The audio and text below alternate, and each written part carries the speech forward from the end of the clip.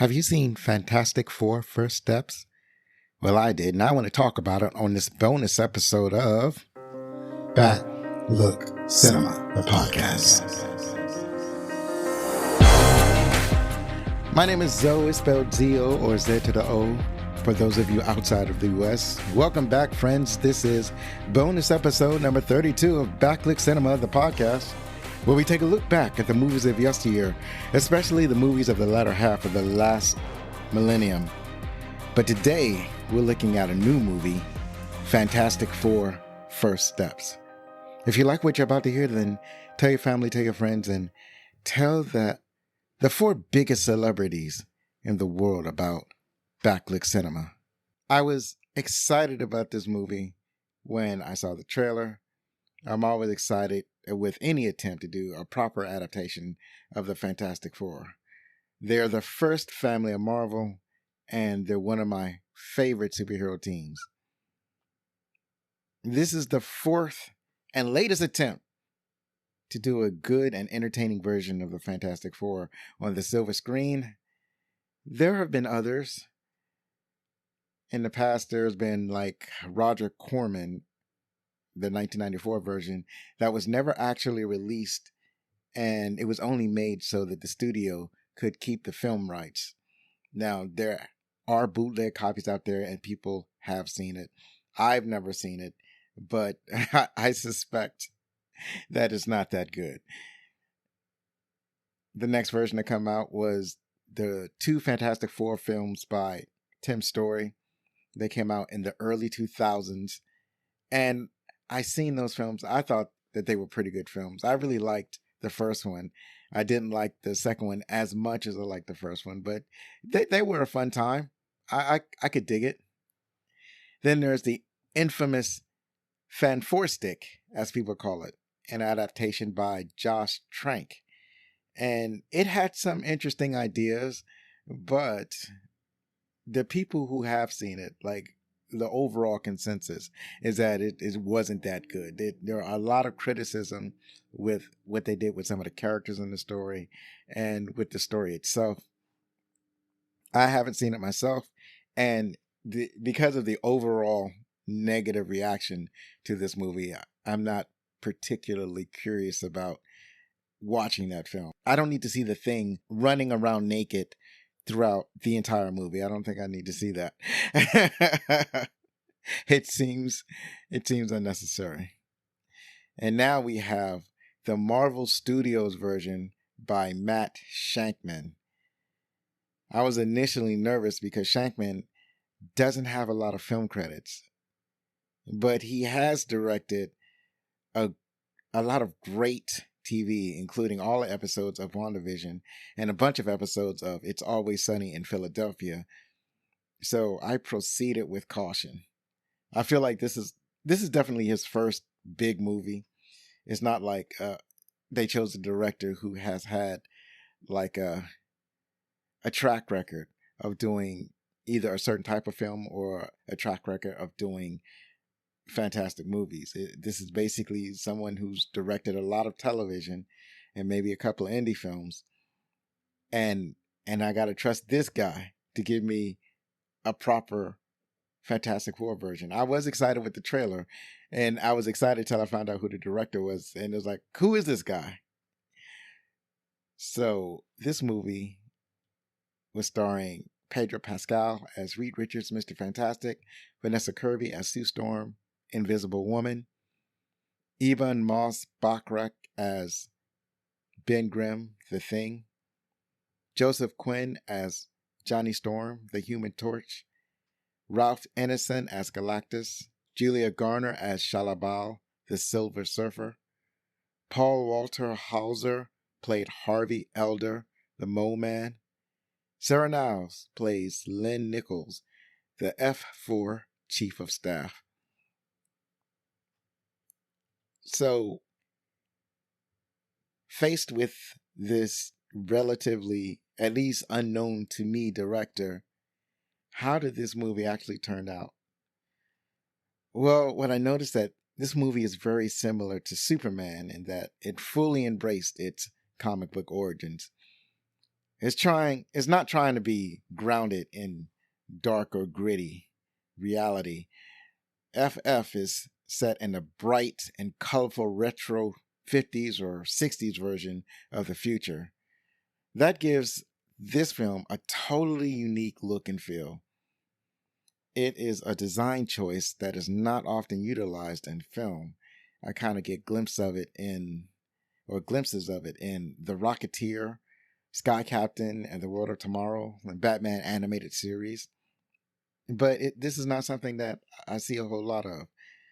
I love the design choices that they made, from the buildings to the vehicles to the Excelsior spaceship. The digital effects were great. I didn't see anything that I wanted to push back on or I felt robbed me of my suspension of disbelief.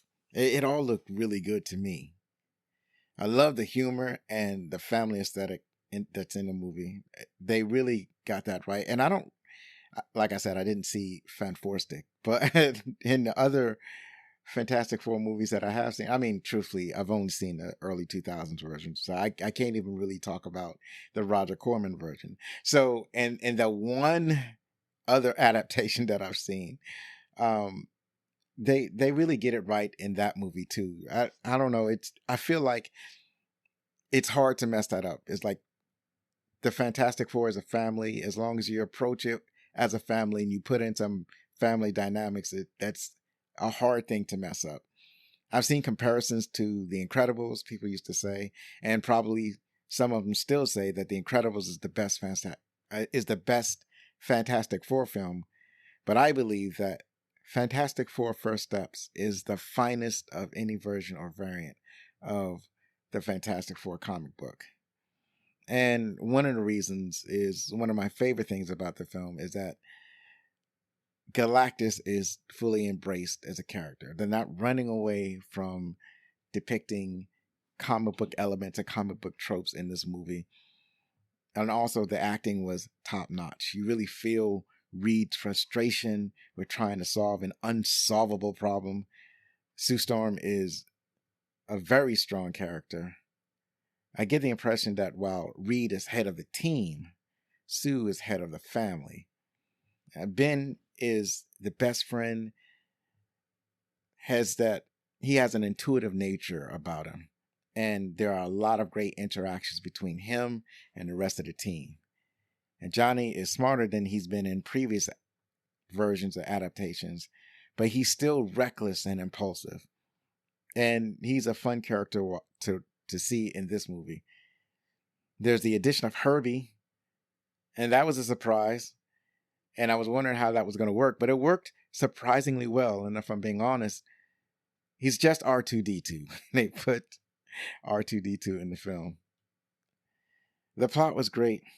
It could have easily been convoluted, but they kept it relatively simple and let the character interactions tell the story. And without spoilers, the world is in danger and FF has to save the world. What makes this story interesting are how the protagonists navigate in their world. How do you deal with celebrity? How did they deal with celebrity? Their relationship with the general public and the world at large. How they respond when their best laid plans fail. It's all of the little story details and elements that make this story interesting. If there's one thing that I would push back, on is that the world is a little too hopeful. Some of the things that the people and governments did seem unrealistic, but these things didn't totally take away my enjoyment of the movie for me. Well, overall, I just had a really good time with this movie. There is an after credit scene and there's a post credit scene and an after credit scene. Or how should I say this? There's a mid credit scene and an after credit scene. That's what I meant to say. So both of those are interesting. I think it's probably like the most critical is the after credit scene. And in Marvel movies, they do tend to make the after credit scenes mean something, and especially in their earlier films, like in maybe the first Iron Man or the first Captain America film. If they had an after credit scene in those movies, those were very important scenes. So that's definitely worth sticking around for. The music was great too. I have forgotten to mention that. I've been listening to it for a long time because I'm playing Marvel Snap, and Marvel Snap is doing a Fantastic Four. Um, it's doing a Fantastic Four season because of the movie is out, and they're using the theme of the movie as the background music for the game.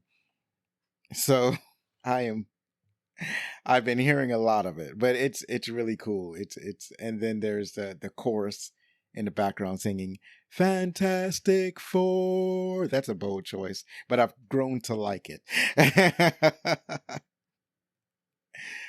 So yeah, this is definitely a nice movie to go to. It's a great movie to take your family to. It's a fun adventure film. You get to see the Fantastic Four properly for the first time, I believe. And also you get to see Galactus and the Silver Surfer. I thought those inclusions were not that I didn't know that they were going to be included, but it's just that it felt right this time. Like they kind of did this in the first like 2000s Fantastic Four film where it was basically Fantastic Four versus Galactus. But the way they did it in this film was much better. In Fantastic Four first episode, it's a much better version of Galactus versus the Fantastic Four. Those are my thoughts on the film. I thought it was a fun, thrilling, good time. I had a blast watching this movie. And I wonder what your thoughts or your feelings were. What are your impressions? Those are my impressions. What are yours? Did you enjoy it as much as I did? Or were there things in the movies that you found too campy or too corny or just things that you pushed back on? Did you think the special effects was as good as I did? Did you enjoy the acting, the character interactions? These are all things that would be interesting to know about. So leave a comment below if you're watching on YouTube, or send me an email at fanmail@backlookcinema.com and let me know what you thought. Fantastic Four First Steps is, as of this recording, only in theaters. My next regular episode will be The Adventures of Buckaroo Banzai Across the Eighth Dimension. Thank you so much for listening. And if you're going to be anything, be outstanding.